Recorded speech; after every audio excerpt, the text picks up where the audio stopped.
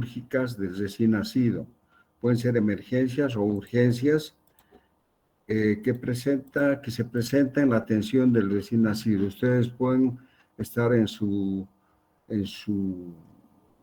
rotación por área rural, por campo, y estar con un médico general y, bueno, se les da la oportunidad de atender un recién nacido, de atender un parto y recibir al recién nacido. Y generalmente ocurre de que para nosotros es una sorpresa, pues, que nazca un niño mal formado. Y muchas veces estos niños fallecen sin que se les haga un diagnóstico. Eso ocurría hace más o menos 20, 30, 50 años y sigue ocurriendo hasta ahora.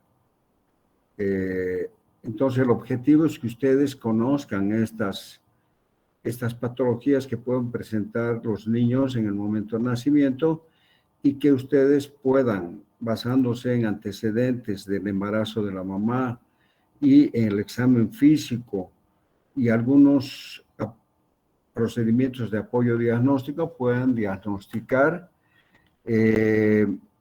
hacer alguna atención, estabilizar al paciente y referirlo en buenas condiciones a un tercer nivel donde se le haga el tratamiento definitivo.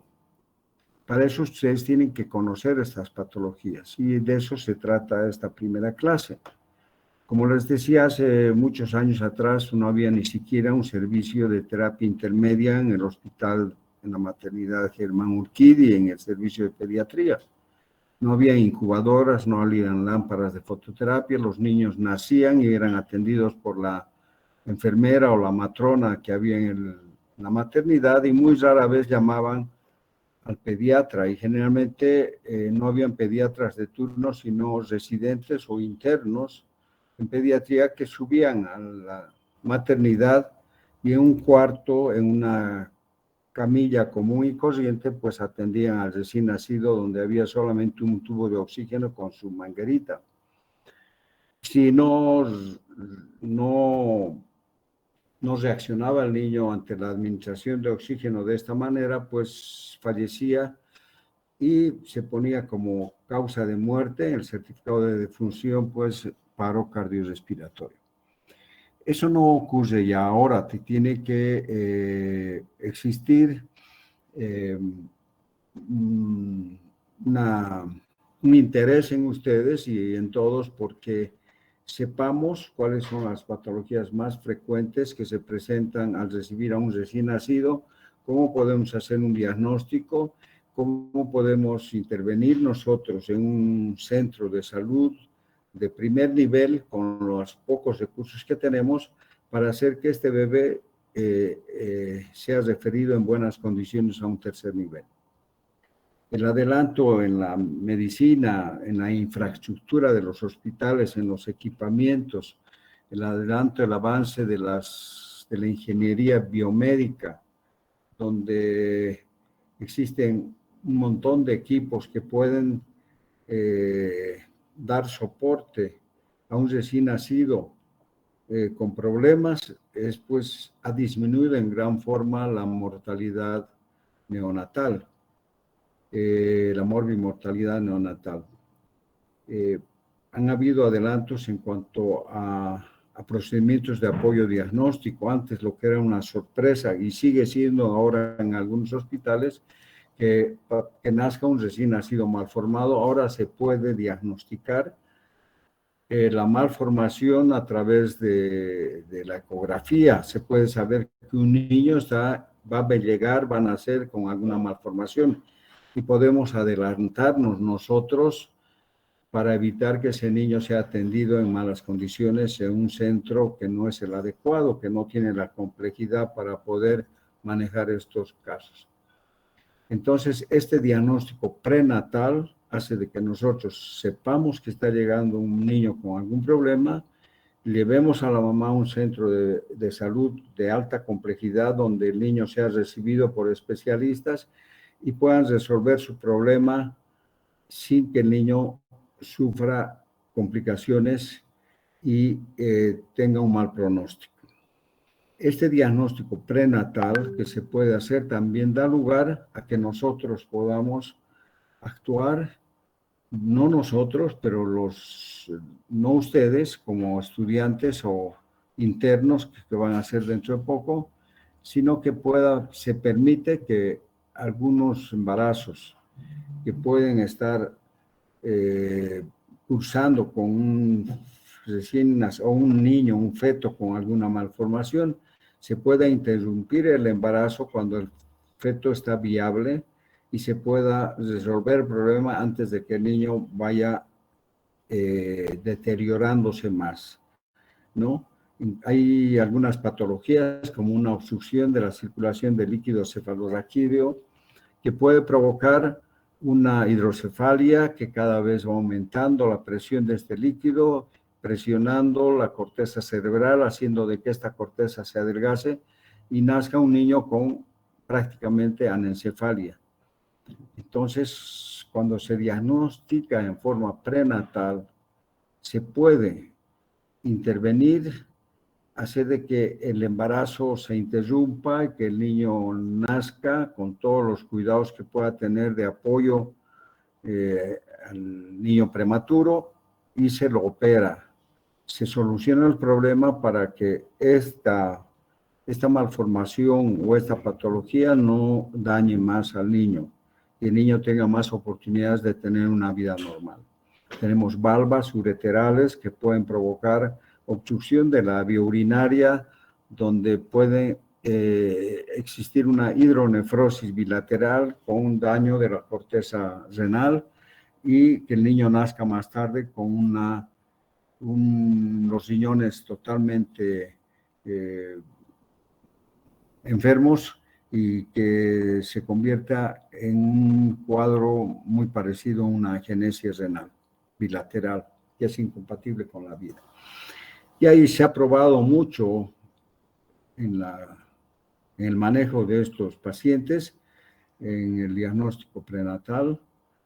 Todavía no todos los hospitales cuentan con estos procedimientos, sin embargo, casi todas las señoras que van a hacer su control prenatal, además de todos los exámenes para identificar alguna patología que puedan presentar durante el embarazo, también se les puede hacer una ecografía donde se pueda ver la malformación que tiene Doutor, su bebé. Sí, perdão, dime. uma pergunta. Está passando as dias? ¿Cómo? ¿Estás cambiando dias positivos? Porque só está na primeira para No, mim. todavía no, estoy haciendo una introducción, Ah, está ¿ya? bem, perdão. Ahorita vamos a pasar directamente a los temas, pero es una introducción que hago siempre en cuanto a la evolución de la medicina en los últimos años, ¿no? Está bem, perdão. Antes, por ejemplo, un niño recién nacido que pesaba menos de 1 kilo, menos de 1000 gramos, era considerado un aborto, no se le daba ni siquiera certificado de defunción. Los procedimientos anestésicos han cambiado totalmente. Antes muchos pacientes se morían por la administración de anestésicos que no eran adecuados para el paciente, sin control, sin valoración cardíaca, sin exámenes previos donde se podía determinar si ese paciente podía ser sometido a una intervención quirúrgica. Las técnicas quirúrgicas también han cambiado, han mejorado, han hecho de que pacientes que podían tener un pronóstico fatal, pues sean operados y puedan sobrevivir en buenas condiciones, ¿no? Todo esto ha hecho de que vayan cambiando las estadísticas, las tasas de mortalidad. Actualmente el Hospital Viedma, que la maternidad Germán Urquide y el servicio de neonatología tienen un excelente servicio de terapia intermedia y terapia intensiva. Ha aumentado de gran manera la demanda, es decir, no hay espacio, por eso es que muchos recién nacidos que tienen alguna patología apenas empiezan a mejorar, son dados de alta para dar espacio a otros niños que tienen necesidad de ser atendidos. Todo esto ha cambiado, ¿no? Tenemos que la mortalidad infantil hace 50 años atrás o más era de 136 por 1000 nacidos vivos y actualmente está por debajo de 10 en algunos países. En algunos países como Chile, Cuba, y tienen tasas de mortalidad mucho más bajos, ¿no? Porque han habido muchos más adelantos, o se han equipado mejor los hospitales. Ya. Y bueno, en Bolivia la tasa de mortalidad neonatal está actualmente en 14.3, mientras en otros países está en 6 por cada 1000 nacidos vivos. Todavía está alta. El objetivo es llegar a menos de 10 niños por cada 1000 nacidos vivos. Ese es el objetivo, ¿no? Se está logrando avanzar en esto, pero sigue siendo alta la mortalidad neonatal. Y las causas de mortalidad neonatal son, a ver si alguno puede responder o quién sabe cuáles son las principales causas de mortalidad neonatal.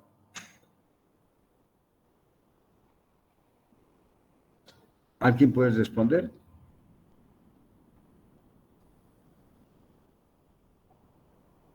Parece que no hay Doctor, nadie. creo que Malformación, doctor. asfixia, sepsis, diarrea, neumonías, malnutrición. Sufrimiento fetal. No, la tasa Sufrimiento de fetal. la mortalidad neonatal.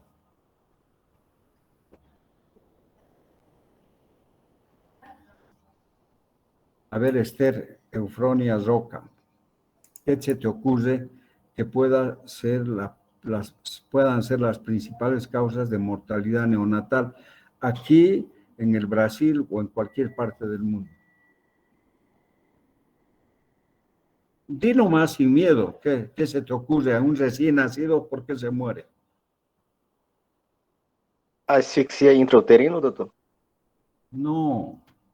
De hecho, el útero no se puede asfixiar a no ser que exista una circular de cordón o doble o triple circular de cordón o hay un desprendimiento de placenta o algún accidente durante el embarazo, ¿no? Doctor, Pero una intoxicación, doctor. Estoy hablando de la mortalidad neonatal, o sea, el recién nacido, ¿por qué se muere? Doctor, prematurez. Eso, prematurez. Asfixia, trauma. No, asfixia es la tercera causa, ¿no? Pero, ¿Malformaciones congénitas, doctor? ¿malformaciones? No, Infecciones, esa es la doctor. cuarta. La infección, la sepsis neonatal. La prematuridad y la sepsis neonatal son las principales causas de muerte neonatal. ¿Ya? Para que sepan. Bueno, de todas maneras, yo estoy anotando las intervenciones de ustedes durante el desarrollo del tema. Aquí tenemos, vamos a ver, las principales causas de mortalidad neonatal. La infección y la prematurez son las principales causas de mortalidad infantil, en un 62% entre las dos. La asfixia, por alguna otra causa, 22%, malformaciones congénitas, un 6%, y algunas que no son definidas, son tal vez cardiopatías congénitas y otras que no se han identificado, ¿no? Bueno, entonces, vamos a ver cómo se puede hacer el manejo de estos pacientes que presentan algunas patologías que constituyen en la mayor parte de los casos urgencias y a veces emergencias. Muchas de ellas desde el momento mismo del nacimiento tenemos que nosotros intervenir para que ese niño tenga una opción de vida, ¿no? Entonces, yo he trabajado en la presentación de estas causas, de estas patologías, y para que ustedes las conozcan en la forma más sencilla, cosas que pueden presentarse y que si no las conocen, pues pueden dejar pasar por alto. Yo tengo la suerte y la satisfacción de que alumnos que han sido mis alumnos en la UPAL en el 10º semestre, luego han hecho su internado en el Hospital Cusheri, han entrado conmigo a recibir niños, porque yo entro, todos los pediatras entran a la sala de partos o a quirófano cuando van a nacer un niño. Tenemos todos los antecedentes de la mamá, sabemos por qué se va a hacer una cesárea o el parto normal y estamos preparados para que podamos recibir, atender y reanimar a un recién nacido. Entonces, la satisfacción de que internas que han estudiado en UPAL han diagnosticado patologías bien complicadas como una atresia de esófago, atresia de duodeno, de yeyuno, han diagnosticado hernias diafragmáticas, patologías que realmente requieren de haber conocido previamente para poder fijarse y darse cuenta de que estamos frente a una malformación o a un problema que requiere un manejo adecuado para ser referido a un tercer nivel. Bueno, como les decía anteriormente, el recién nacido malformado era una sorpresa para la familia y para el médico. Ahora ya se puede diagnosticar antes y dar una solución adecuada.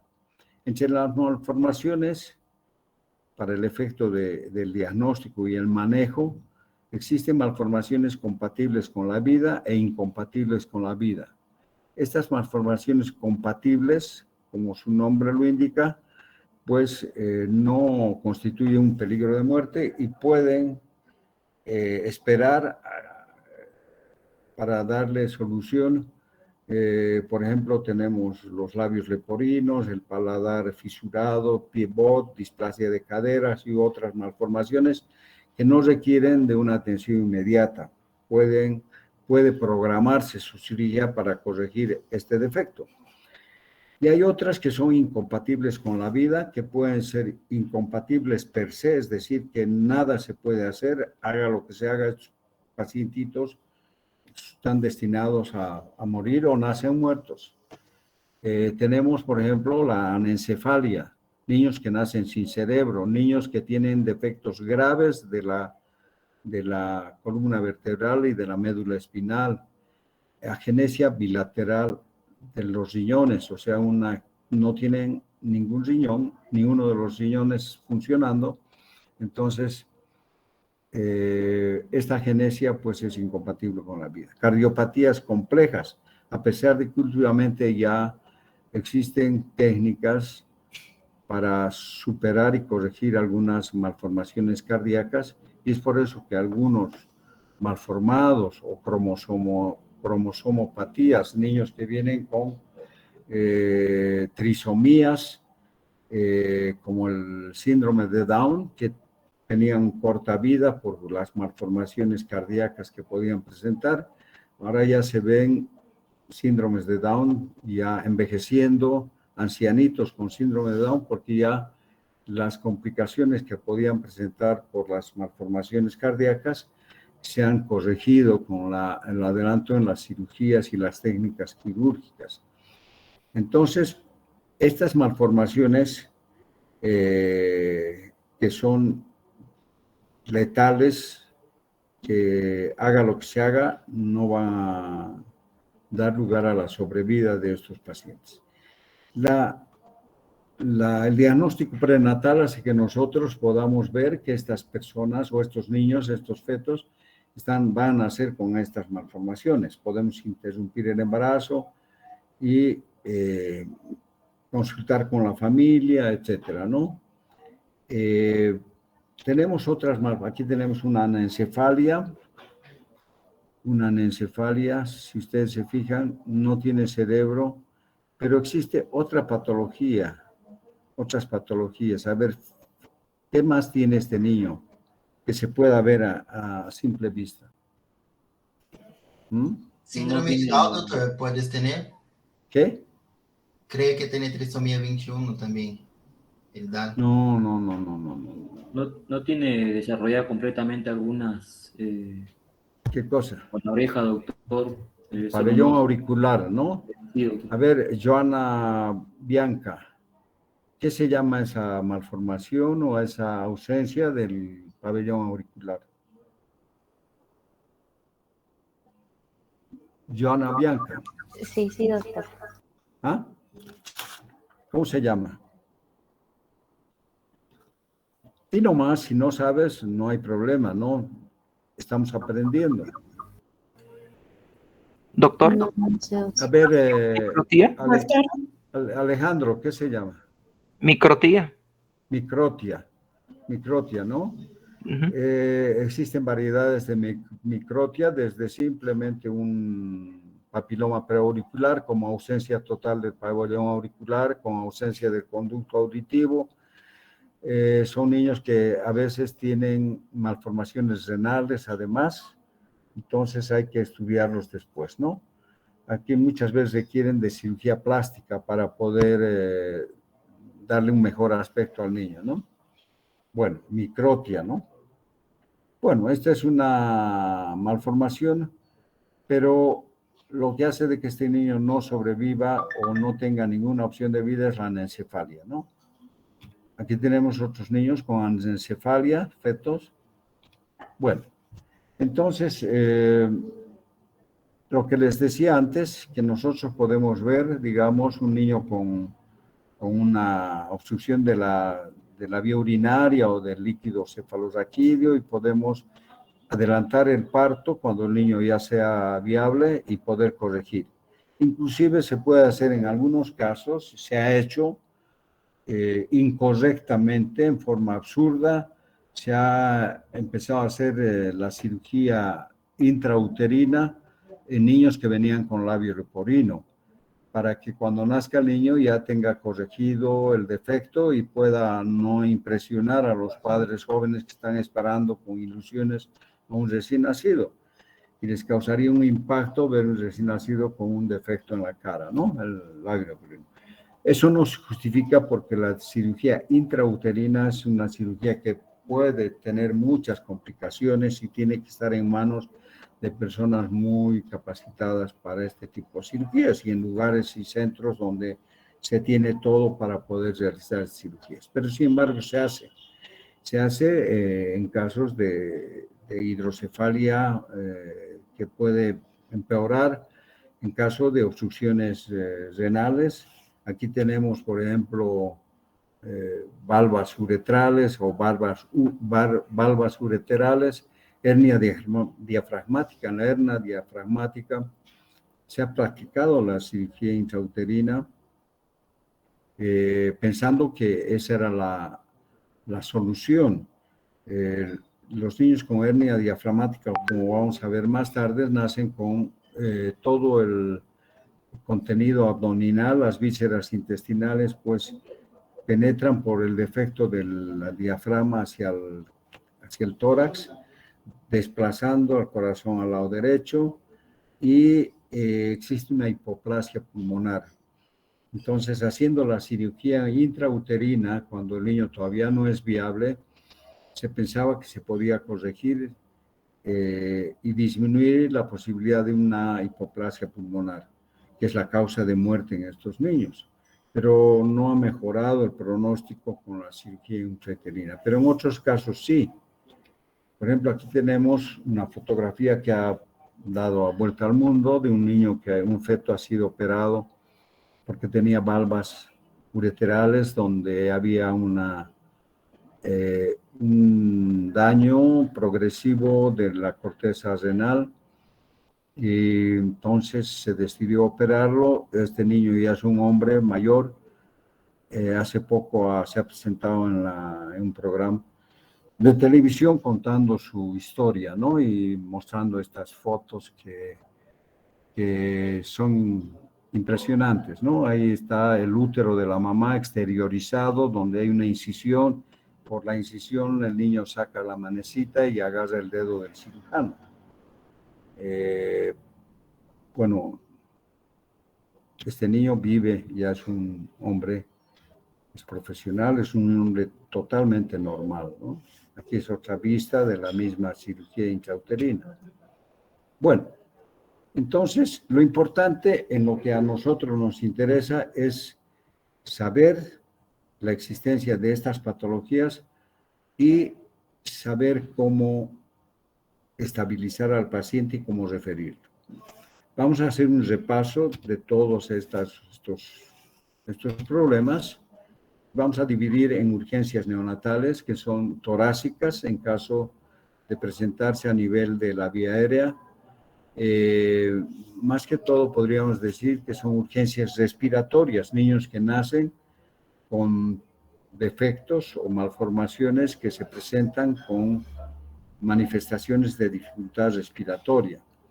Otras son urgencias abdominales o gastrointestinales, que las más frecuentes son aquellas que producen obstrucción intestinal, que nosotros podemos diagnosticar para no cometer errores en la estabilización del paciente.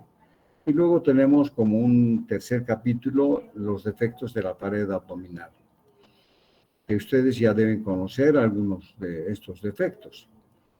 Los defectos y los problemas neurológicos, renales, cardíacos, bueno, ya han debido llevar ustedes en las diferentes especialidades que han debido pasar en anteriores años, ¿no? Bueno, entonces vamos a ver nosotros estos defectos. Tenemos en la vía respiratoria aquellos que se manifiestan con dificultad respiratoria, de arriba a abajo, desde la nariz hacia los pulmones, pues tenemos la atresia de Coanas. La atresia de Coanas ustedes pueden diagnosticar, y eso hemos tenido un caso o dos casos ahí en el hospital. Yo he visto otros casos más en otro hospital, donde los niños están rosaditos, se los reanima, se los lleva junto con la mamá para la lactancia precoz en alojamiento conjunto, y de pronto la mamá llama a la enfermera llama al interno y le dice: doctor, este bebé se pone morado cuando lacta, está lactando y se pone morado, deja de lactar y recupera su color rosadito. Entonces, tenemos que pensar que está este niño respirando por la boca. Cuando la boca la tiene ocupada lactando, pues se pone morado porque tiene una obstrucción a nivel de las fosas nasales. Y esto se llama atresia de Coanas. Son membranas que pueden ser completas o incompletas o en ambos lados, lo que va a producir esta cianosis en el momento de la lactancia, ¿no? Vamos a ver. También existe un síndrome que se llama síndrome de Pierre-Robin, que se presenta con cierta frecuencia. Puede presentarse con una micrognatia, o sea, un poco de desarrollo del maxilar inferior, lo que hace de que existe una glossoptosis, o sea, una protrusión de la lengua, que al ponerse el niño en decúbito dorsal, la lengua cae hacia la faringe, obstruyendo la vía aérea, provocando la asfixia y la muerte del niño. Y otros tumores que pueden presentarse a nivel de la vía aérea, en el cuello, en la boca, en la faringe, en la laringe, en todos estos lugares, y que ustedes pueden darse cuenta con solo mirar al paciente y saber qué es lo que vamos a hacer. Entonces tenemos la atresia de Coanas, que tiene este aspecto. Aquí vemos cómo la fosa nasal está obstruida por esta membrana, que puede ser incompleta o lobulada. Esto se extirpa. Ha habido casos en que algún médico rural ha extirpado con un bisturí esta membrana y ha puesto un tubo envuelto en una gasita para evitar, para hacer hemostasia, y a través del tubo pues pueda respirar el niño, ¿no? Esto se ve, aquí está con sus colleras o tubitos después de haberse hecho una escisión en las membranas, ¿no? En las membranas que producen la obstrucción nasal. Eso ustedes pueden ver y diagnosticar. El niño que se pone cianótico al lactar y la presencia de estas membranas que pueden, de repente ustedes no pueden hacer nada, pues se lo estabiliza al niño. Lo importante es mantener una vía, tener un suerito para evitar que el niño tenga un desequilibrio hidroelectrolítico. Luego se lo intuba o se le pone una cánula de mayo para que pueda respirar, se evita que lacte y se lo mantiene calientito para referirlo. No todos los hospitales tienen una cuna de transporte. Aunque sea un cajón de manzanas, se lo envuelve en algodones, una bolsa de plástico hasta el cuellito para mantener la temperatura, su vía permeable y alguien que vaya con el niño para evitar que se deteriore y se asfixie, ¿no? Bueno, es la forma de referirlo, pero ya refieren ustedes con un diagnóstico, atresia de Coanas, y hacen los primeros cuidados. Luego tenemos la micrognatia, que es parte del síndrome de Pierre-Robin, que antes inclusive se traccionaba la lengua hacia adelante y se suturaba en el labio inferior para mantener la lengua y evitar que se vaya hacia la faringe y obstruya la vía aérea. Sin embargo, poniéndolo al niño en decúbito ventral y una cánula de mayo, o tal vez en algunos casos intubando al niño, pues se evita de que este paciente se muera por asfixia. En unos días va a ir creciendo el maxilar y va acomodándose la lengua en la forma normal. Ahora puede haber un aumento del tamaño de la lengua, que puede ser una macroglosia primaria por hipertrofia muscular, o puede ser una macroglosia secundaria, un hemangioma, un linfangioma. Un hemangioma que ustedes todos deben saber que es un hemangioma. Algunos deben tener, muchas personas tienen unas manchitas rojo vinosa en cualquier parte del cuerpo. Estos hemangiomas pueden presentarse a nivel de la vía aérea, en la boca, en el mediastino, en la faringe, en el hígado, en los intestinos, en cualquier parte. Pueden ser muy pequeños o pueden ser gigantes que, bueno, da problemas, ¿no? Entonces tenemos luego el linfangioma, que es una malformación, es un tumor quístico con contenido acuoso por obstrucción de la vía linfática y que tiene un tamaño bastante grande, que generalmente está en la parte cérvico submaxilar, pero que puede desplazarse hasta el mediastino, hasta la faringe, la tráquea y provocar una obstrucción. Estos niños nacen con estos higromas quísticos o linfangiomas, pues ya con una dificultad bastante grave. Al respirar producen un sonido, un estridor, por la dificultad que tiene el aire de pasar a través de una vía aérea que está obstruida por un tumor. Tenemos el teratoma, que ustedes deben saber que es un teratoma, es un tumor que generalmente se encuentra en la zona sacrococcígea, que tiene todas las capas dérmicas. Tiene un tumor, cuando uno abre el tumor, tiene pelos, uñas, dientes.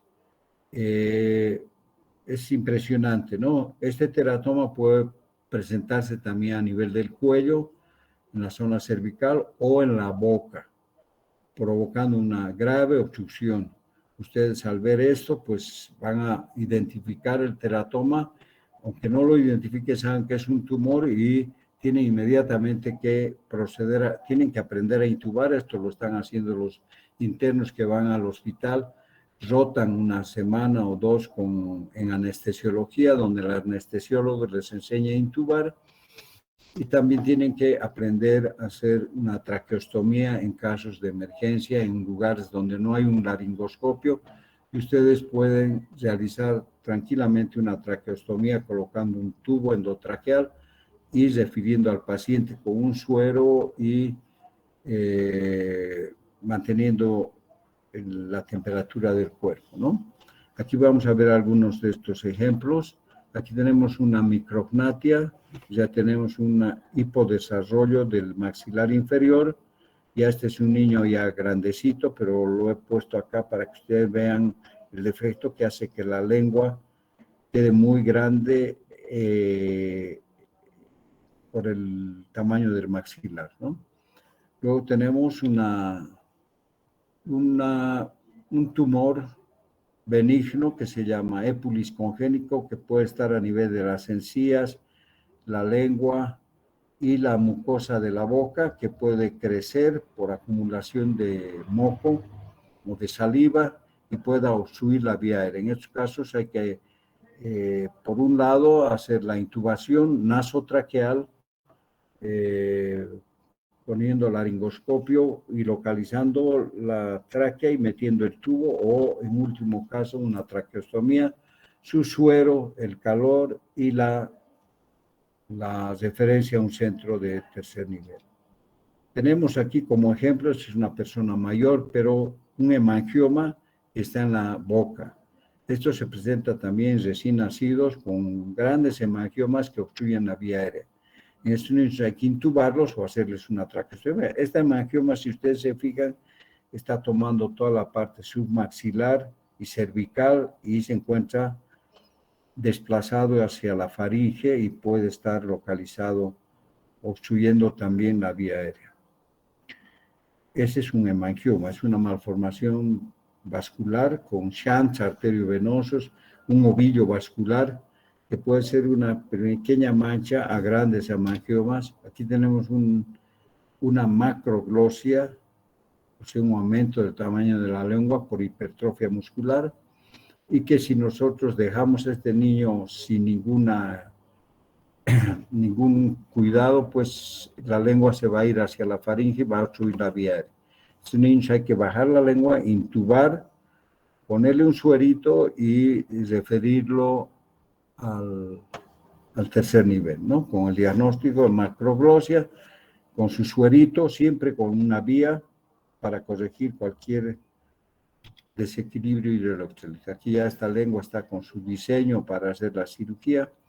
Aquí tenemos ya la intubación nasotraqueal y el niño ya ha llegado a un tercer nivel. Aquí tenemos el síndrome de Pierre-Rabin con la micrognatia, o sea, la disminución del tamaño de la mandíbula, del maxilar inferior, ¿no? Son ejemplos. Estos son más o menos algo de la descripción de lo que es un Pierre-Rabin. A los anestesiólogos que están rotando, haciendo la especialidad, como una parte de su examen práctico, es intubar a un niño con Pierre-Rabin que tiene una micrognatia, que es un poco más complicado.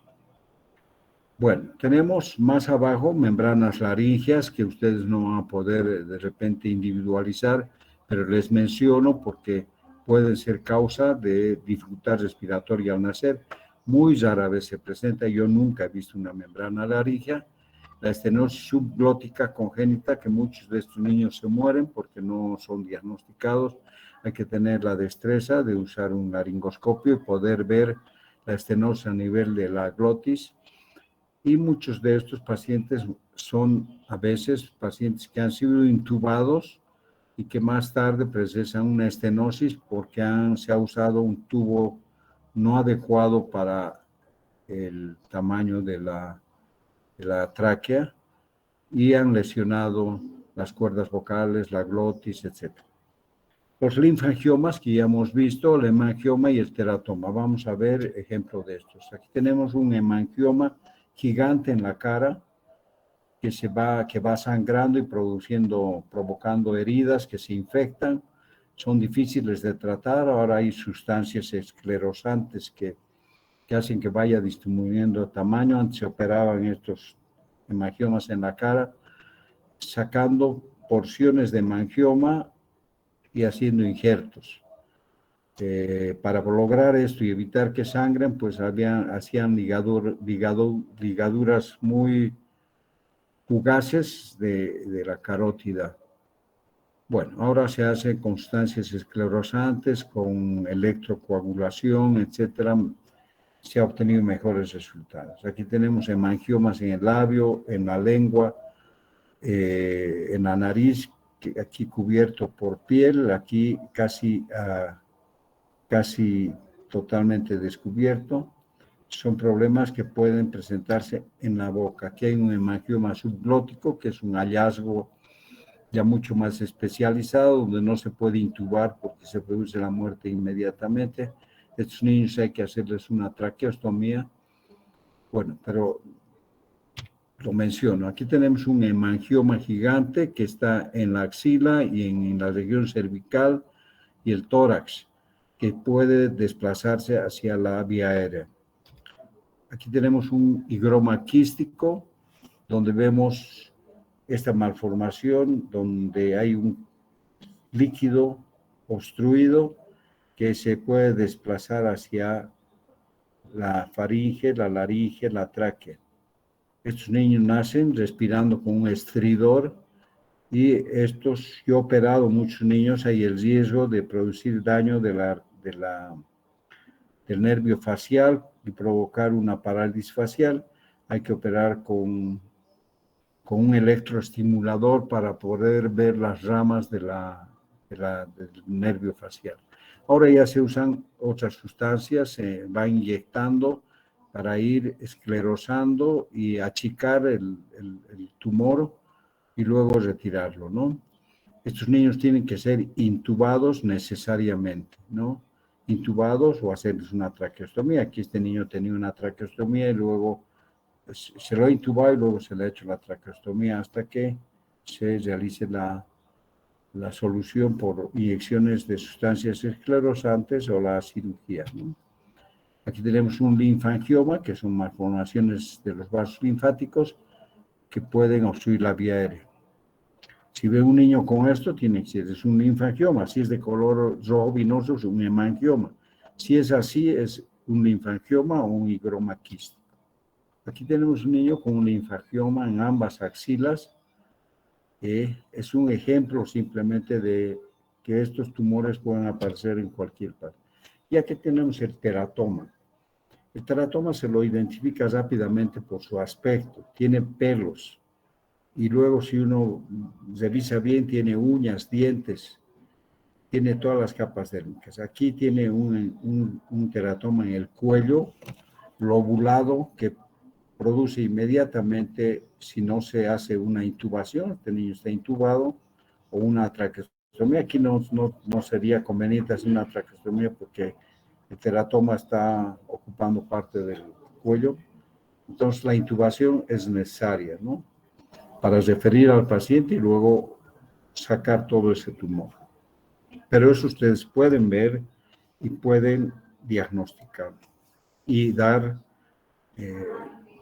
ser los primeros procedimientos para evitar que este niño se deteriore y llegue en buenas condiciones a un tercer nivel.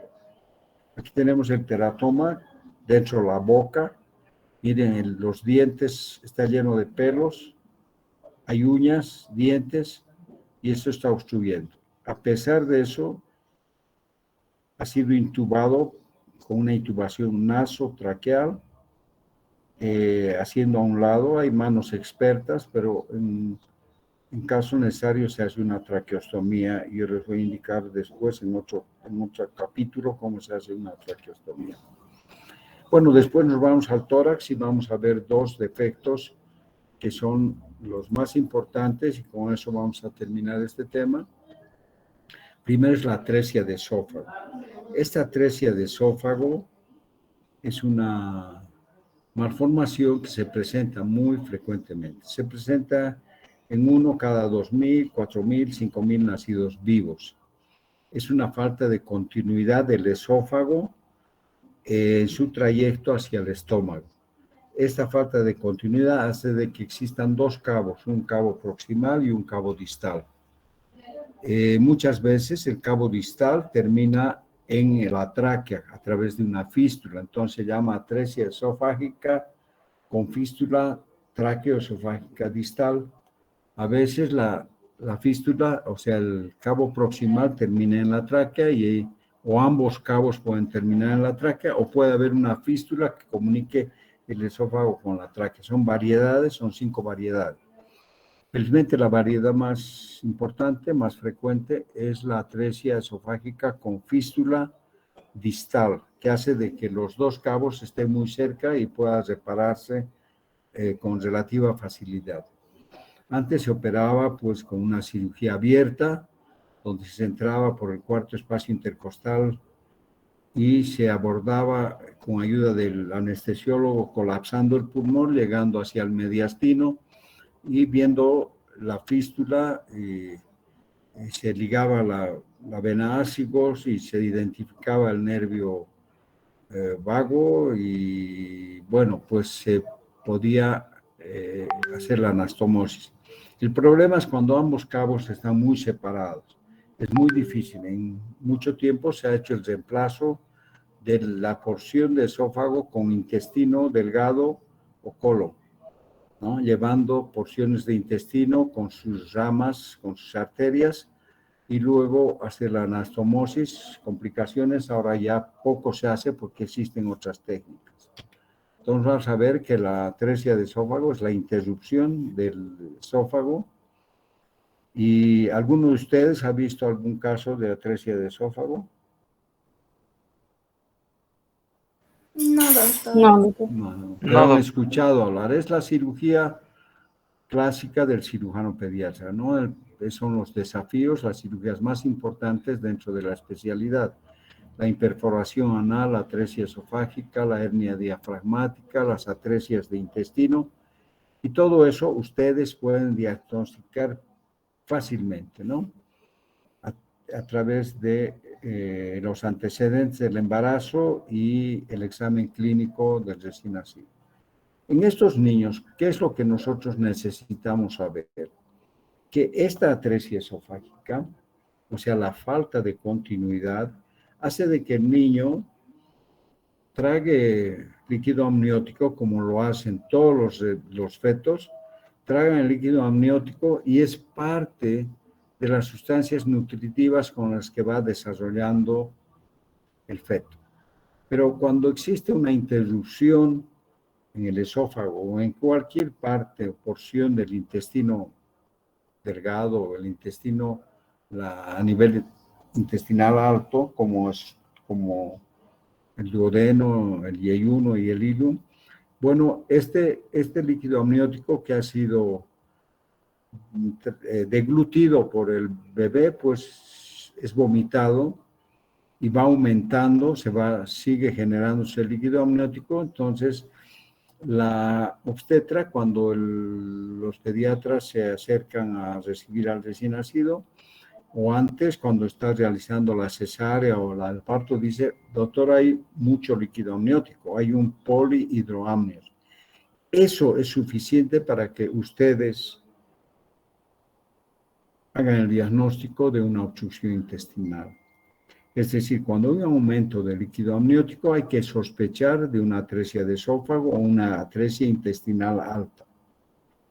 Entonces, ¿qué es lo que se tiene que hacer? En el momento de estar atendiendo al niño, secándolo, estimulándolo, hay que pedir una sonda nasogástrica y tratar de meter hacia el estómago. Si no entra, hay una atresia de esófago. Pero si entra, hay una atresia a otro nivel, pero puede existir una atresia por el aumento del líquido amniótico. Doctor, las sí. atresias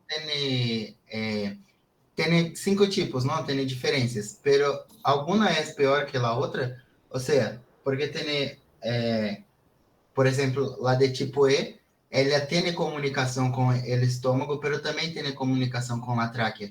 Con la tráquea. ¿Esto dificultaría el diagnóstico o podría pasar despercibido en algún momento? Ya. El más frecuente, la variedad más frecuente es la tipo 3, que es la atresia esofágica con fístula tráqueo-esofágica distal, es decir, la porción distal, el cabo distal, fístula en la tráquea. El cabo proximal está muy lejos, arriba, y hay o sea, no está muy lejos, está más bien cerca porque la fístula está cerca del cabo proximal. Esa es la variedad más frecuente, en el 80% de los casos se presenta esa variedad. Aquí vamos a ver los diferentes tipos. La atresia sin fístula, es decir, están los dos cabos sueltos, muy separados, felizmente es en el 8% de los casos. El tipo 2, que hay una fístula en la parte superior y el cabo distal está muy lejos, eso se presenta en el 1% de los casos. Eso siempre, en estos casos, se han hecho transfusión de intestino, reemplazo esofágico. El tipo 3, que es en el 85% de los casos, el extremo distal termina en la tráquea a través de una fístula muy cerca del cabo proximal. El tipo 4 es una fístula en ambos casos, ambos terminan en la tráquea. Y el tipo 5 hay una fístula entre los dos sin que exista atresia. Como les decía, existe un caso por cada 3.000 a 4.000, 5.000 nacidos vivos. Aquí tenemos las variedades, digamos, esto es una atresia sin fístulas, con fístula proximal, con fístula distal, con fístulas en ambos cabos y la fístula sin atresia. Y aquí hay un caso de estenosis esofágica. Bueno, el objetivo es reparar, pero ¿cómo hacemos el diagnóstico? Primero el polihidroamnios, ¿no? Si nosotros vemos que la sonda no pasa, entonces podemos inyectar aire. Antes se ponía ipaque, una sustancia de contraste que a veces pasaba por la fístula a la vía aérea y provocábamos una neumonitis y una complicación grave que podía empeorar el pronóstico. Entonces nosotros, primero, la sospecha por el polihidroamnios. Luego, la salivación aumentada. Muchas veces el niño llega nomás porque la mamá ha roto bolsa antes de llegar al hospital o estando bañándose ha roto bolsa y se ha salido líquido amniótico y no podemos saber si tenía polihidroamnios o no. Pero entonces este niño puede tener salivación aumentada, o sea, hay una cialorrea, hay dificultad respiratoria, cianosis, vómitos cuando toma la leche, lo vomita. Eso nos va a hacer sospechar, ponemos unas sondas, si no pasa, no se pone una sustancia de contraste, directamente se inyecta un poco de aire y sacamos una radiografía simple de tóraco abdominal. Y ahí vamos a ver la imagen que nos va a dar el diagnóstico. Entonces tenemos el polihidroamnios, la hipersalivación, la sonda que no pasa. Entonces sacamos una radiografía y vamos a ver que tenemos una imagen con un cabo proximal donde la sonda se enrosca ahí, no pasa. Y en casos en que aquí no hay nada de aire en la parte del esófago distal, pero hay aire en el estómago. Esto significa de que existe una fístula tráqueo-esofágica. A través de la fístula, el aire que respira el niño pasa a través de la fístula hacia el estómago, o sea, la vía digestiva, al tracto digestivo, observándose una aire en el estómago, ¿no? Ese sería el diagnóstico ya radiográfico. Con esto, entonces, ¿qué hacemos? Eso es lo que tenemos que hacer. ¿Cómo actuamos nosotros? Tenemos la sospecha, hacemos la prueba, la radiografía. En caso de que no haya radiografía, el hecho de que no pase la sonda, bueno, hace de que nosotros no tratemos de intubar, se le coloca un suero, se le coloca una sonda que vaya al cabo proximal y aspirar todo lo que se va reuniendo en ese cabo proximal para evitar de que haya un paso hacia la fístula. Hay que ponerle inclinadito al niño, ponerle un suero, evitar que se enfríe y referirlo con una persona que vaya controlando y aspirando el contenido del saco proximal, ¿no? El cabo proximal. Eso sería más o menos el manejo.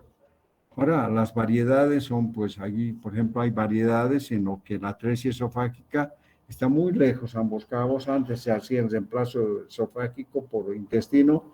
Ahora ya hay unas técnicas increíbles que yo me he quedado maravillado, donde se van alargando los cabos hasta unirse con procedimientos que que no corre absolutamente ningún riesgo la vida del niño. Eso ya no es incumbencia de ustedes, les estoy contando para que sepan cómo se está manejando estos niños, ¿no?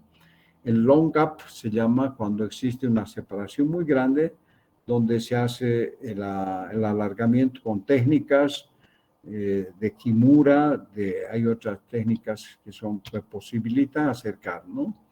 Entonces tenemos acá una anastomosis primaria diferida, la elongación intratorácica por endoscopía, elongación extratorácica, se hace una toracotomía, una esófagostomía para poder hacer el alargamiento. Esa es la técnica de Kimura. Y al reemplazo esofágico, que puede ser gástrico o intestinal, ya no se está realizando, ¿no? Este es el borrador de eso. Bueno, entonces lo que nosotros tenemos que hacer es el diagnóstico en base al polihidroamnios, al no pasar la sonda hacia el estómago, la cialorrea, los vómitos, la cianosis y luego la radiografía que nos muestra la presencia de la atresia esofágica. ¿Y qué hacer? Simplemente ponerlo en decúbito lateral, evitar que se aspire, poner una sondita, ir aspirando permanentemente el contenido del cabo proximal, ponerle un suero, calentarlo al niño, envolviéndolo en algodones, si no hay una cuna de transporte, y se lo lleva al tercer nivel. ¿Alguna pregunta que quieran hacer hasta ahorita? Tenemos más o menos 20 minutos para hablar del otro tema. ¿Alguna pregunta que no sea muy difícil? No, doctor. A ver, Rodrigo Graciano. ¿Has entendido bien? Sí, doctor. Aquí estoy. Y Andrea Aramayo. Bien claro, doctor. Andrea, Sí, doctor, está todo claro. claro está. Doctor, una pregunta Sí, entonces. se le entendió. Marcos, dime. ¿Y este niño con la fístula le puede broncoaspirar? ¿Cómo? Este niño que tiene fístula le puede broncoaspirar? Claro, hay que evitar que el contenido del cabo proximal o que termina en la tráquea o el cabo distal o el contenido que se produce pueda entrar por la fístula hacia la tráquea y al tracto respiratorio y provocar algún daño, ¿no? En algunos casos no hay paso, por ejemplo en el cabo proximal que no termina en fístula, pero de todas maneras que hay que aspirar porque por arriba puede entrar hacia la faringe, hacia la laringe y la tráquea. Entonces hay que estar aspirando permanentemente. ¿Alguien quiere preguntar algo? Sergio Guerra. Sergio Quena. No, doctor. Ya, vamos a continuar, ¿ya? Bueno, estoy anotando los que han intervenido para que tengan... Esther Eufronia, ¿estás queriendo decir algo?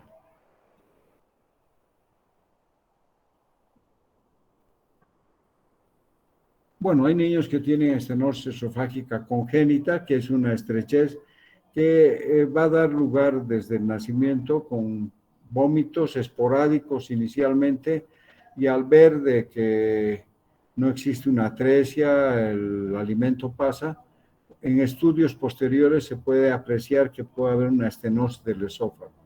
Y esos pacientes se tratan con dilataciones esofágicas, como se hace con el Chagas congénito, por ejemplo, o el Chagas cuando existe una complicación de un megaesófago con una parte estenótica, ¿no es cierto? con dilataciones esofágicas. Existen dilatadores de todo calibre que van dilatando el esófago. Pero lo importante es que ustedes se den cuenta, sospechen el diagnóstico, manejen al niño siempre con una vía, evitando que se broncoaspire, en algunos casos intubando, en otros casos, en este caso no, y luego referir en buenas condiciones al paciente con un diagnóstico, ¿no? Que nos va a llenar de orgullo, sí. No caso de latrese Apgar 50 alterado. ¿Cómo? No caso de latresia ou da própria fístula, ele Apgar del niño 50 alterado. Yo he operado a algunos niños con atresia esofágica distal que me ha permitido hacer una anastomosis sin ninguna complicación. Se deja una sonda que vaya hasta el estómago y si es posible hasta el duodeno para luego alimentar al niño a través de la sonda para evitar que haya una dehiscencia de la sutura, pero tienen buena sobrevida. Pero los que están muy alejados, los que antes se hacía un reemplazo esofágico por intestino, ahora ya con estas nuevas técnicas de Kimura, alargamiento de los cabos, acercamiento y la sutura han quedado muy bien, quedan muy bien. Yo no lo he hecho.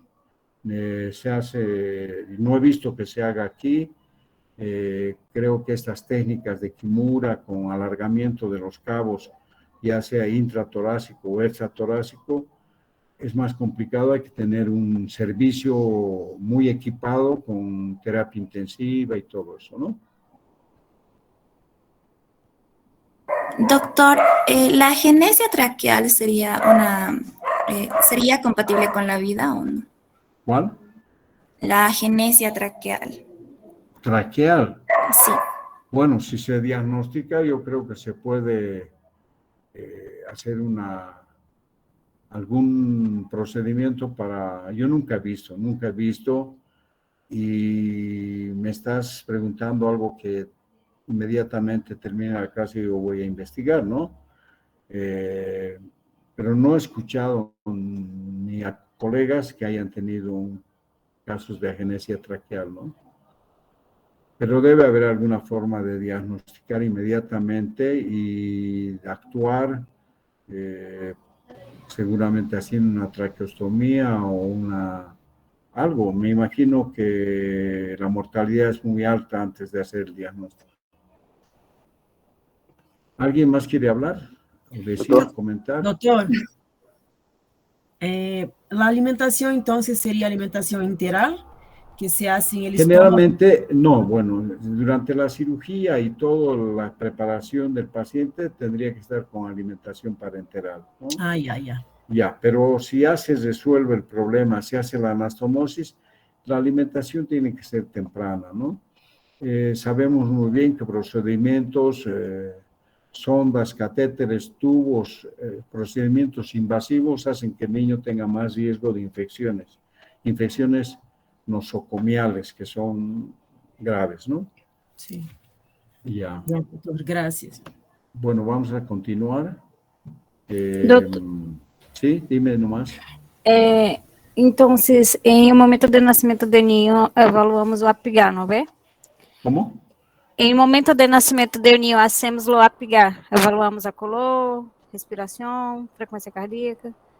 Sí. Em los niños com atresia esofágica, então, se pode fazer diagnóstico neste momento?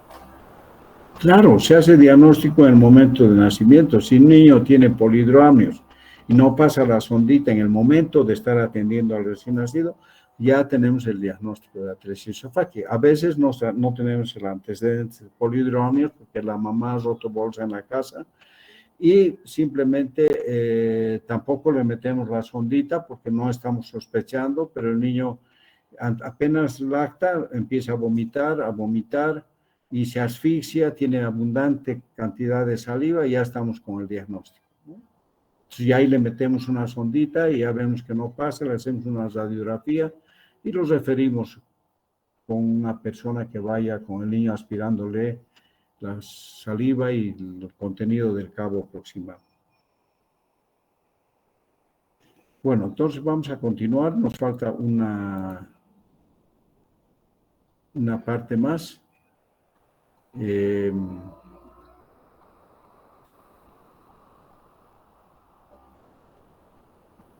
Vamos a hablar ahora de lo que es... ¿Me están escuchando bien, no? Sí, doctor. Ya. Entonces, la cirugía es la convencional, es una toracotomía posterolateral derecha a nivel del cuarto espacio intercostal, pero ahora ya se hace cirugía a través de endoscopía y, bueno, el objetivo es unir ambos cabos. Estas son las medidas y las complicaciones postoperatorias, problemas con la alimentación muchas veces por estirar el esófago distal y unir al proximal, puede provocar un esófago intraabdominal corto. Ustedes saben que no existe una válvula esófago gástrica a nivel del hiato diafragmático.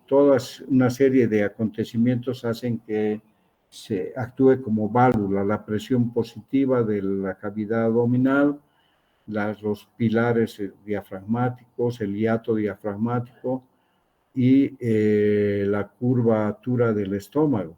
Entonces, cuando se jala el esófago, se convierte en un esófago corto, lo que va a dar lugar a la presencia de reflujo gastroesofágico, ¿no? Por esófago corto.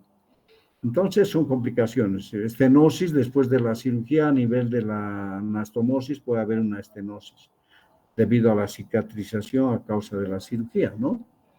Bueno, esas son las complicaciones que pueden presentar. Hernia diafragmática, para terminar, tenemos 10 minutos, lo vamos a hacer rápido.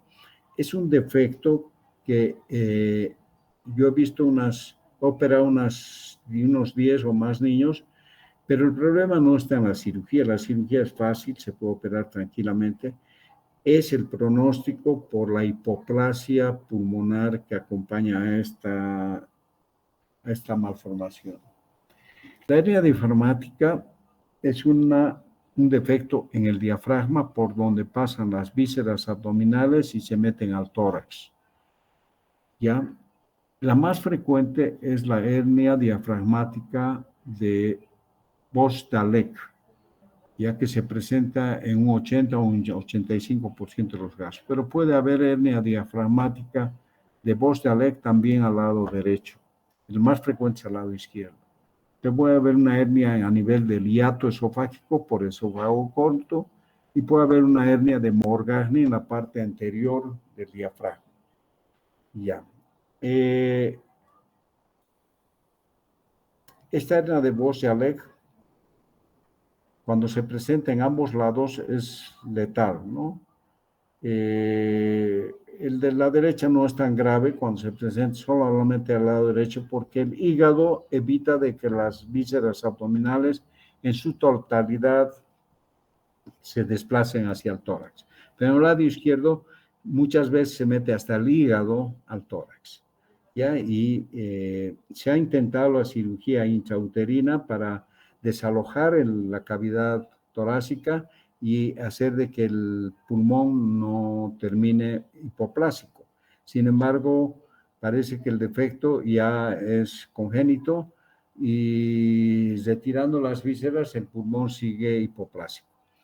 Vamos a ver algunas, esos son los porcentajes. La más frecuente es la de Bos-Dalek y tenemos acá la hernia diafragmática de Bos-Dalek a nivel del diafragma, a la derecha, a la izquierda, también puede haber a la derecha, la de Morgagni y del hiato. Vamos a hablar de la hernia izquierda. Tenemos aquí, miren, ustedes aquí está el estómago, el intestino grueso, el intestino delgado, desplazando el corazón hacia el lado derecho y el pulmón totalmente hipoplásico, ¿no? Bueno, aquí tenemos otro, aquí está el defecto, ya es una fotografía donde ya se ha extraído todo el contenido, las vísceras abdominales de la cavidad torácica. Aquí tenemos una radiografía donde vemos niveles hidroaéreos y vísceras dentro del tórax, el corazón desplazado hacia la derecha, ¿no? Aquí tenemos igual el corazón a la derecha y las vísceras abdominales dentro del tórax. Bueno, pero antes de esto, antes de tomar una radiografía, nosotros ya debemos sospechar. ¿Y cómo nos vamos a dar cuenta de que existe, no? Bueno, esta es la secuencia de acontecimientos que complican el cuadro de una hernia diafragmática. En la hernia hay una hipoplasia pulmonar severa, deficiencia del agente tensoactivo, del surfactante, desviación del mediastino, hay hipoxemia, hipercapnia, acidosis, hay vasoconstricción arterial y pulmonar y existe hipertensión pulmonar. Y hay una circulación fetal persistente donde no se cierran las comunicaciones, hay un cortocircuito de derecha a izquierda y hay un cortocircuito intrapulmonar. Todo esto hace que el pronóstico sea totalmente sombrío, ¿no? Bueno, existen tratamientos. Bueno, lo que nosotros queremos saber es cómo hacemos el diagnóstico. El niño al nacer presenta un Apgar bajo, tiene gran dificultad respiratoria, hay una tríada que es cianosis, el niño está muy cianótico, hay una dificultad respiratoria y hay una aparente destrocardia. Esta alumna de UPAL que era interna, que ahorita no me acuerdo su nombre, que entró conmigo a recibir un niño, se dio cuenta al tiro que era una hernia diafragmática. Al examinarlo, el niño le agarró el fonendoscopio y me dijo, doctor, tiene el latido cardíaco a la derecha y hay ruidos hidroaéreos. Además, cuando empezamos a hacer la antropometría, o sea, al medir el tamaño del niño, la talla, el perímetro cefálico, luego el perímetro torácico, vimos que el tórax tenía un perímetro mucho mayor del que es un promedio. El promedio del perímetro torácico es 33, 34, hasta 35, tenía 38, 39, y el perímetro abdominal generalmente es 30, 29, 30, 31, 32 centímetros, pero este niño tenía, no llegaba a 25 el perímetro abdominal, el abdomen estaba totalmente vacío, ¿no? Todas las vísceras se habían pasado hacia el tórax. Y luego la dificultad respiratoria, la cianosis y la dextrocardia, pues dieron el diagnóstico de una hernia diafragmática. En la radiografía ya vimos las vísceras abdominales dentro del tórax. Aquí vemos un dibujo. Aquí vemos las incidencias en cuanto a más frecuente en la mujer que en el hombre. Bueno, y este es un tratamiento que se establece ya en un tercer nivel, ¿ya? Se conecta un respirador, se utilizan medicamentos para corregir la hipertensión pulmonar, pero nada da resultado, ¿no? Es grave.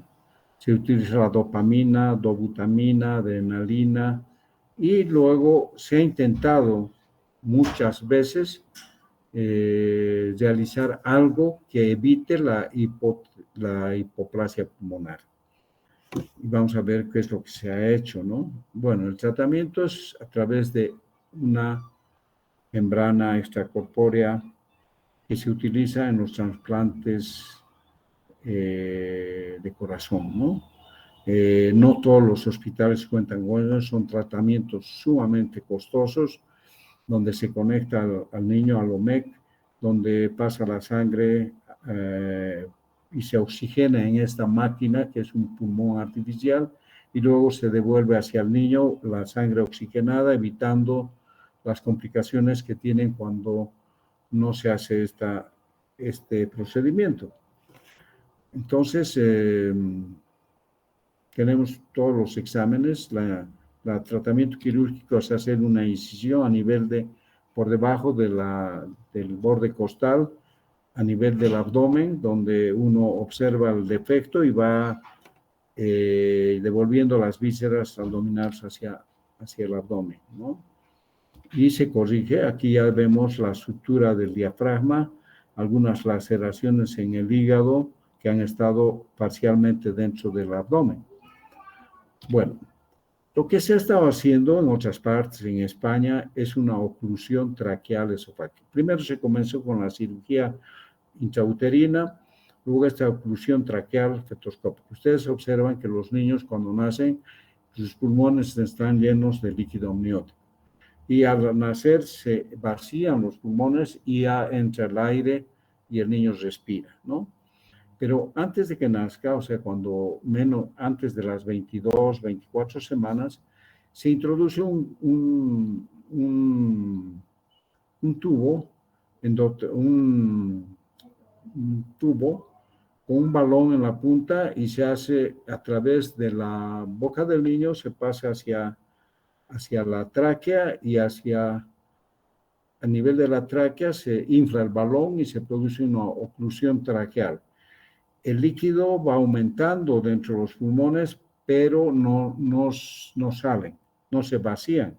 Entonces va aumentando la presión dentro del pulmón y lo que se pensaba que podía evitar la hipoplasia pulmonar. Se ha logrado buenos resultados en algunos casos, pero el gran problema es que se produce una ruptura prematura de membranas y partos muy inmaduros que terminan en la muerte del paciente. Esto ha hecho de que se abandone un poco esta técnica, prácticamente ya no se hace, y lo que se ha quedado, o sea, esta es la oclusión traqueal fetoscópica, termina siempre en ruptura prematura de membranas, casi en el 100%, y se abandona esta técnica. Entonces, lo que se hace ahora es el ECMO, que es una membrana, oxigenación por membrana extracorpórea, ya, por la máquina circula la sangre, como les he dicho, por un pulmón artificial, la lleva de regreso al torrente circular, ofreciendo al bebé una oxigenación adecuada. Y con eso, y con los medicamentos que se utilizan, se ha logrado más o menos un mejor pronóstico, ¿no? Hay niños que sobreviven más, se ha llegado casi al 80 o 70% de sobrevida con este procedimiento, ¿no?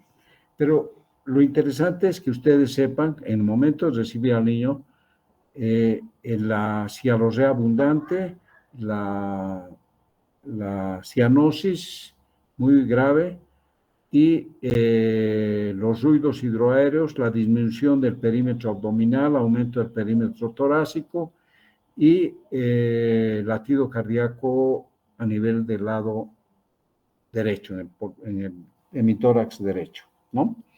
Lo que hace pensar inicialmente en que podía ser un situs inverso. Ese sería lo que nos haga sospechar y luego le hacemos una radiografía donde confirmamos el diagnóstico. No tratamos de intubar, al niño se le pone una vía y se lo refiere con oxígeno hacia el tercer nivel, ¿no?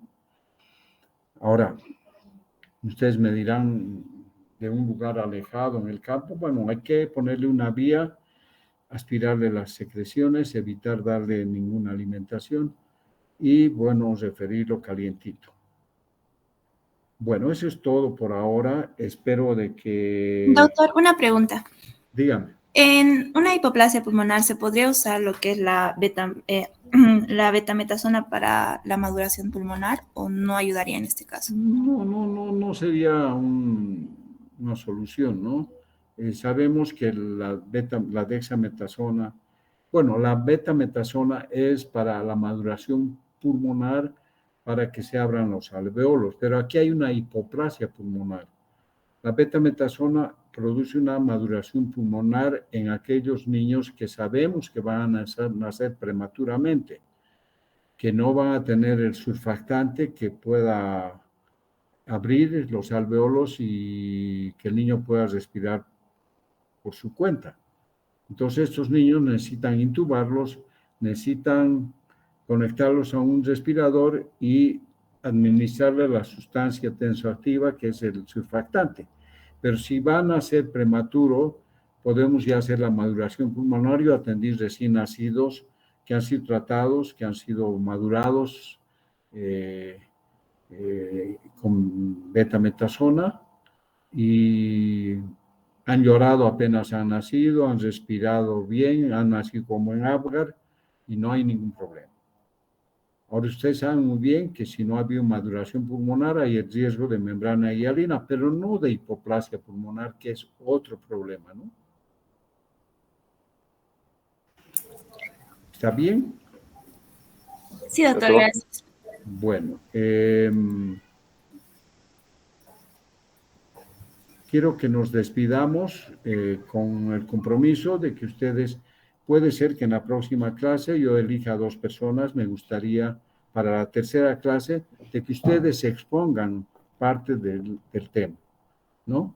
Yo les voy a decir qué tema y ustedes van a preparar y voy a decir Catherine, Mateo, Gracieli, van a preparar el tema y van a empezar exponiendo el tema. Yo les voy a dar toda la bibliografía, el material, para que ustedes, para que las clases sean participativas, ¿no? O voy a hacer estas preguntas al azar. Bueno, si tiene alguna pregunta, ya estamos en hora, seguramente tienen, no, ya tienen que dormir nomás. ¿Alguna pregunta? Doutor, sí, eu tenho, por favor, o perímetro del tórax del niño y abdominal, ¿cuál sería, por favor? Ya, el perímetro cefálico generalmente es 35, el perímetro torácico entre 34, 35, más o menos 1, ¿no? El perímetro abdominal es más o menos 30, 31, 29.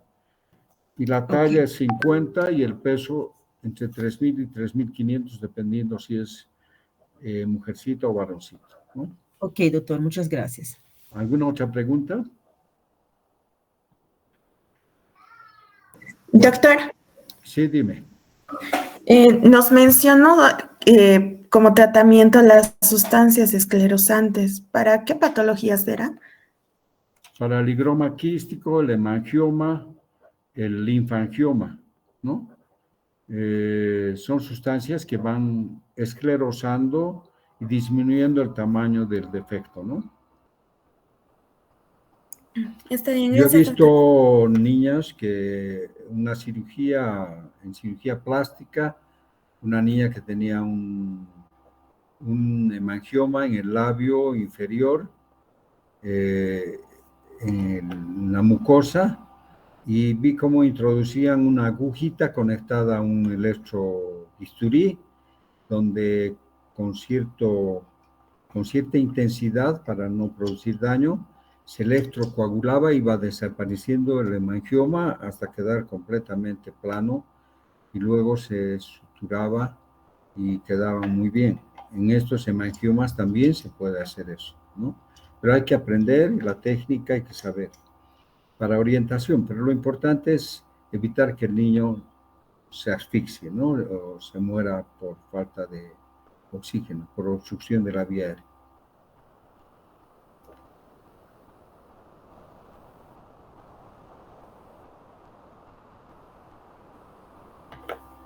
Si es pequeño puede ser, en grandes puede ser en varias sesiones, ¿no? Ir disminuyendo y en algunos casos reducir de tal manera que se pueda extirpar con una incisión o hacerla hasta que desaparezca totalmente, ¿no?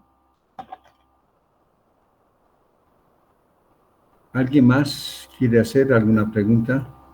Doutor, o Sí. diagnóstico de la hérnia, o diagnóstico de la hérnia e nos ultrassons de rotina pré-natal pode ser diagnosticado de forma Claro, sencilla? con ecografía prenatal, o sea, el diagnóstico prenatal se puede realizar viendo nosotros a través de la ecografía la presencia de vísceras abdominales dentro de la cavidad torácica, el desplazamiento del corazón hacia el lado derecho, ¿no? Y es un diagnóstico que se puede hacer. Por eso se ha hecho cirugía intrauterina en niños, en mamás que se han hecho el diagnóstico de una hernia diafragmática en su bebé.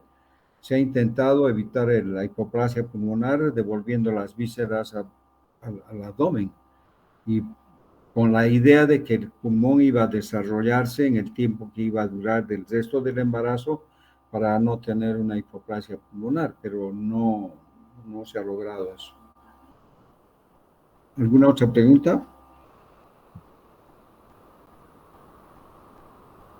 Bueno, que tengan un buen descanso. Espero que les haya gustado la clase. Si alguien tiene alguna sugerencia de mejorar la clase, acortando, disminuyendo las diapositivas, disminuyendo la parte teórica, me lo dicen en la próxima clase o si pueden ahora.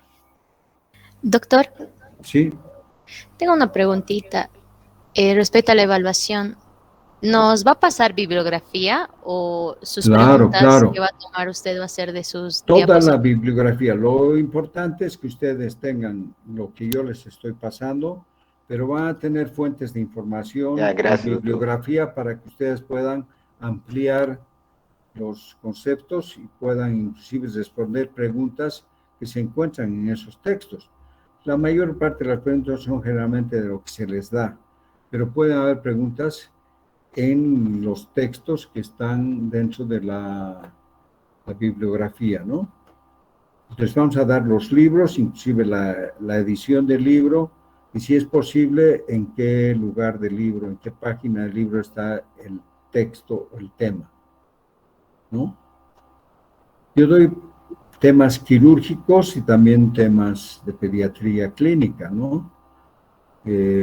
También doy algunos temas de traumatología, como displasia de caderas, fracturas en el niño. Está bien, doctor, gracias. Bueno, ¿alguien más?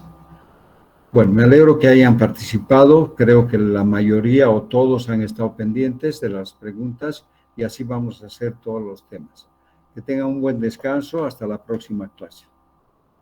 Buenas noches. Gracias, doctor. Gracias, doctor. Buenas noches, doctor. Buenas noches. Buenas noches. Gracias, doctor. Buenas noches. No, a ustedes.